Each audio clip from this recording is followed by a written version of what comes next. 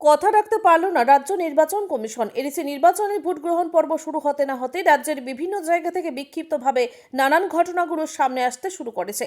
এতে বলে রাখা ভালো, দিনভর রাজ্যের বিভিন্ন ভোট কেন্দ্রগুলোর মধ্যে যেভাবে বিজেপি এবং মথার পারস্পরিক সংঘর্ষের সংবাদগুলো ভেসে উঠছে, এটা কিন্তু আর যাই হোক না কেন গণতন্ত্রের দৃষ্টিতে বিপজ্জনক। এর মধ্যে আপনাদের জানাতে চাইব 19 আমতলী গোলাঘাটি কেন্দ্রের চরম উত্তেজনাকর পরিস্থিতির কথা।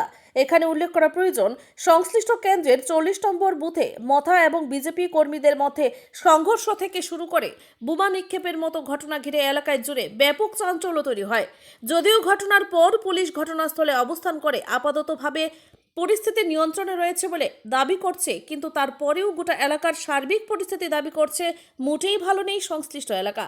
গোটা বিষয় নিয়ে সরাসরি কেউ মুখ খুলতে না চাইলেও এই রকমের উচ্ছৃঙ্খল পরিস্থিতিতে ত্রিপুরায় শেষ কবে ভোট হয়েছিল, এই বিষয়টা এখন যেন মিলাতে পারছে না রাজ্যের মানুষ। Bureau report, Tripura news Bangla.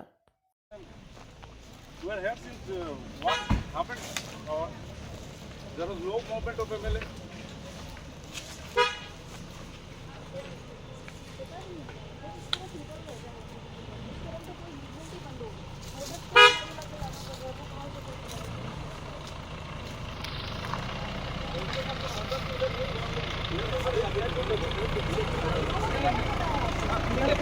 अगर नहीं गए तो अगर नहीं गया तो ठीक है, लेकिन लोगों ने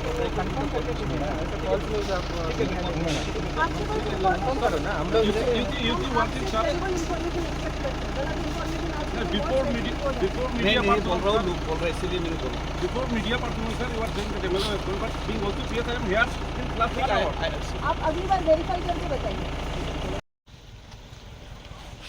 अच्छा विधायक जी इधर गया ना, ओए एमएलए यहाँ सांगला